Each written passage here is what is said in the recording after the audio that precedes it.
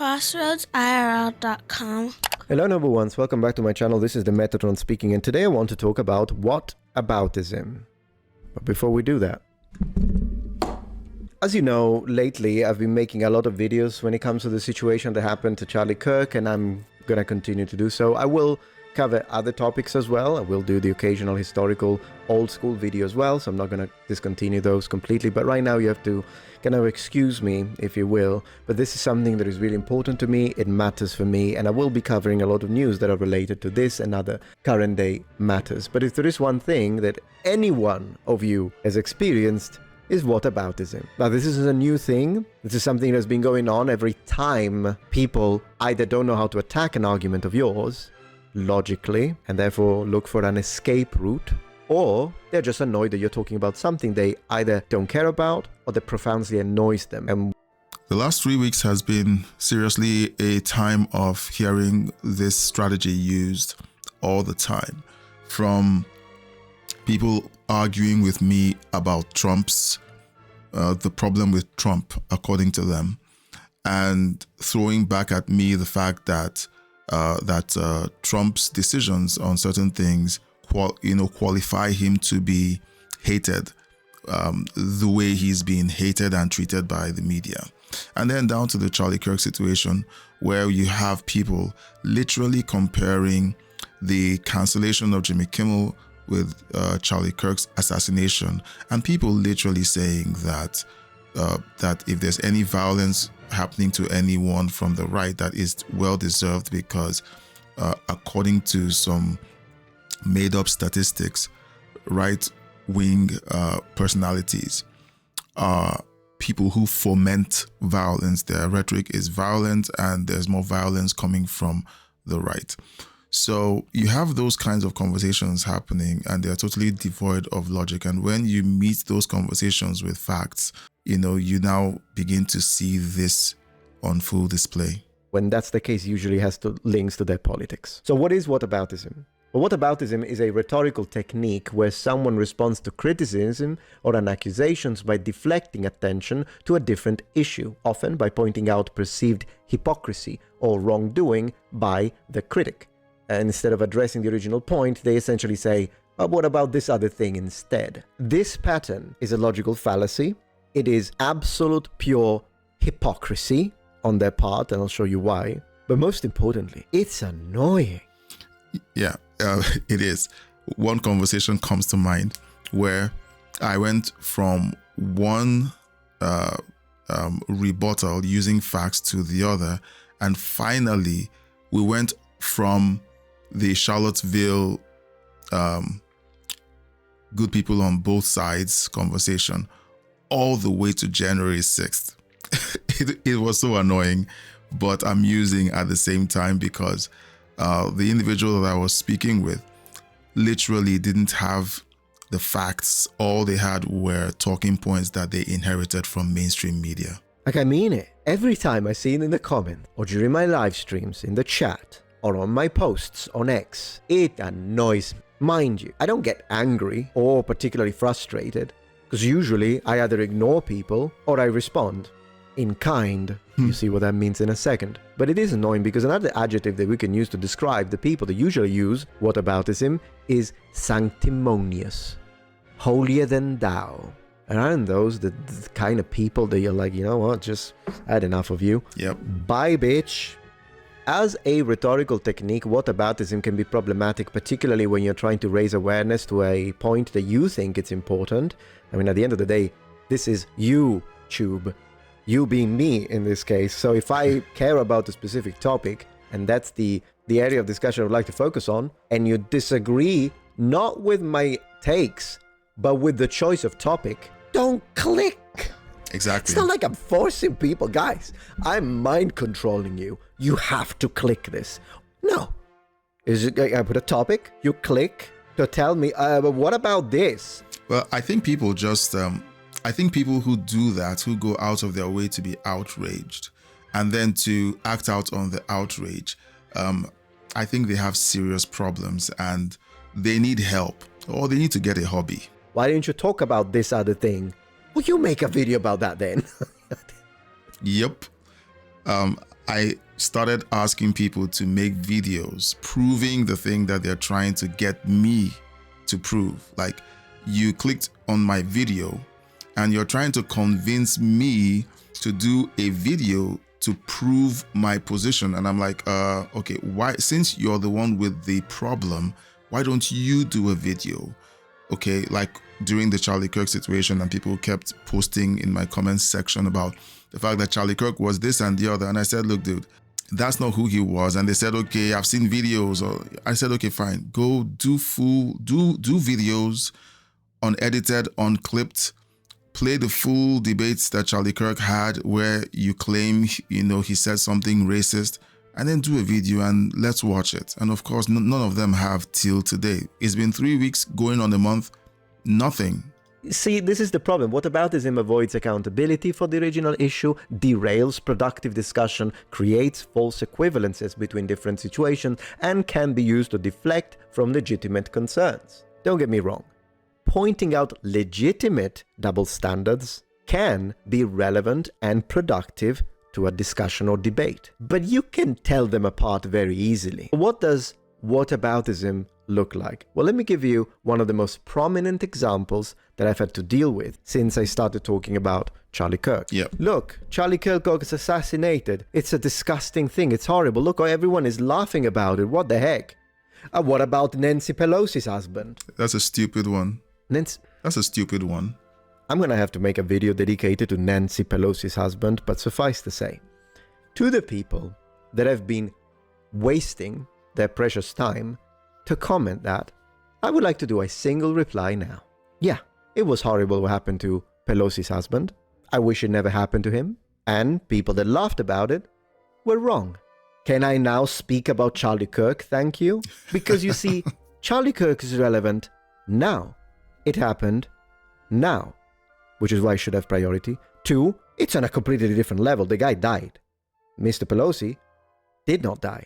3, Charlie Kirk's was a political assassination. Mr. Pelosi's wasn't a political assassination. It was a private matter, the way I understand it. Correct me if I'm wrong. 4, there weren't tens of thousands of people laughing at Nancy Pelosi's husband being hit, and they didn't receive over 500,000 likes on a single video. Did they? So, apart from the fact that me choosing to speak about Charlie Kirk right now due to the fact that it's a relevant current event already overtakes the priority of speaking about Nancy Pelosi's husband, which happened, when did it happen? In 2022? I don't even remember, you'll correct me. But the level of gravity also should give priority to what happened to Charlie Kirk.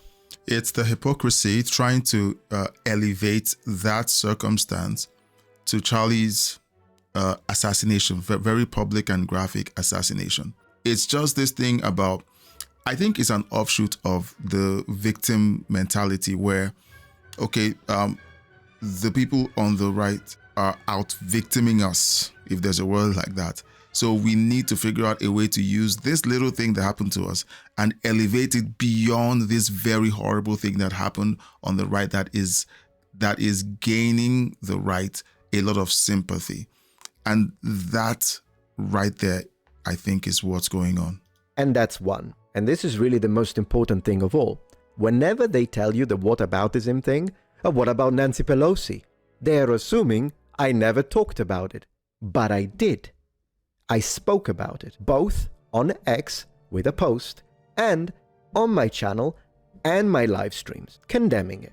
Because when people brought it up, I said it. Oh yeah, what happened to her husband was horrible, obviously. Yeah. So that's another problem. The people that use the whataboutism never check. They assume. Why? Because the reality they're doing it because they don't want you to talk about what you're talking about. That's all there is to it. Let me give you another example that people have been telling me. So I've been speaking about the situation with Charlie Kirk, and people tell me, oh, you're condemning what happened with Charlie Kirk and you're sympathizing with his children, but what about the children in Gaza? What on It's another one I get. I want to do a double response to this type of whataboutism, specifically with this topic. The first half of the response is the following. Once again, they did not check. Yeah. Because I have spoken about it. I made a very lengthy post when the war broke out on my X where I shared a broken heart for every innocent child that died because of this war. Whether it be a Palestinian child or an Israeli child, to me, is irrelevant. A child is a child. It is a tremendous loss, and therefore my heart goes to them and their families. Absolutely. I did it. I said it. I wrote it. And I said it on this channel, on stream, dedicated to the war. So, once again, did they check? No. And they won't check because it's too painful to find out that you actually did speak out compassionately about that situation, and it takes away the leverage that they think they have over you. Secondly, they won't go back and watch your videos. Once you tell them, hey, I've done this video, go watch it, they won't watch it. And the other thing is that while now I've decided to finally lift my restriction when it comes to political matters, my restriction being, before, I would only talk about politics if it was connected to either gaming or history, ancient history. But now I lifted that, and I will talk about whatever I want, whenever I want, without having to give any justification. And a lot of it is happening because of this situation with Charlie Kirk. A lot of people feel like, okay, they've muzzled themselves long enough and they think it's time to simply express themselves fully. Since being in a word, contained or civil, isn't working for the people on the opposite side of the aisle. And that's how it's going to be for the foreseeable future. That doesn't mean that I won't speak about ancient history again. Of course I will, but I won't have to justify. If I just want to talk about something, I will. But the posts that I made and comments that I created in relation to the children that were dying because of these wars in the Middle East, I made them when my policy was still in place. So there's that. The second answer to this is the following, and this is the strongest one, and my reply to all forms of whataboutism. You can use it back at them. Whenever you want to talk about something, anything, it can be anything. And then they come to you and they tell you, but what about this?